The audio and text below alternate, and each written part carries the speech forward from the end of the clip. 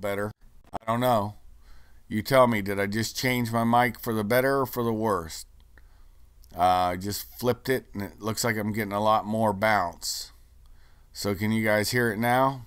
I'm still not seeing anybody type into me whether you can hear it or not. I'm going to assume you can.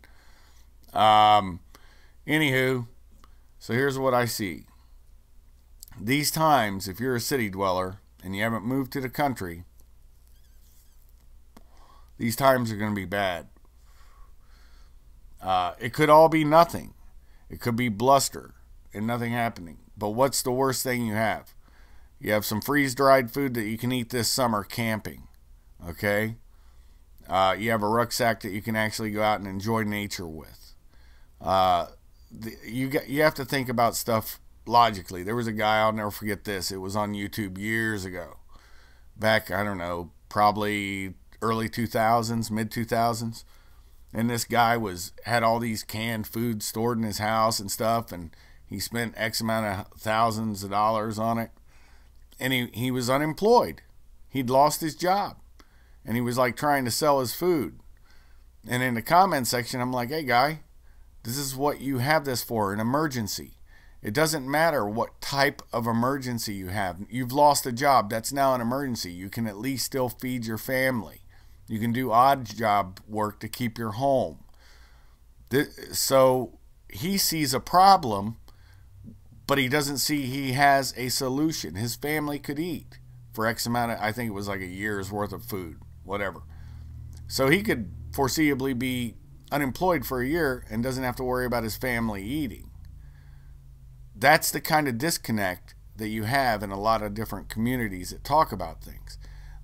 You're preparing for any emergency. The lights go out. You're preparing for just anything that can happen. Unemployment, that is a family emergency. You know? So if you have kids, have your diapers on hand. You know, your wife, have her able to, and they even make little backpacks for dogs. So if you got some dogs, put their food in their water. Make them move their own drink and food. You know, and they look cute in them anyways. You can take them out hiking with you. So cats, I really can't tell you what to do with cats because I'm allergic to them and I don't own any. Nor would I. But because what are they going to do? They're going to be on a leash with you and carry their own food and water? No, they're a net negative. They just make you worry about something that you can't help, you know, because you're going to have to hump their food. And felines are finicky. So, with that being said, there is a lot coming down the pike. This thing that happened in New York, a buddy of mine alerted me to it, and I don't think it was extraterrestrial. I saw a post where somebody thought it was some sort of device or whatever. I don't think that. It could very well have been. I was not there, so I don't know how the clouds were. Cloud cover and everything else has a lot to do with how that would actually reflect off the sky. But it was something to see, wasn't it? That big electric blue light. That was really something. And both the fire department and the police, you know, they're saying, yep, it was just a transformer, a big transformer in Queens, I believe they said. So, you know, you have to let the facts shake out, and we don't have the facts right now. The facts are not there.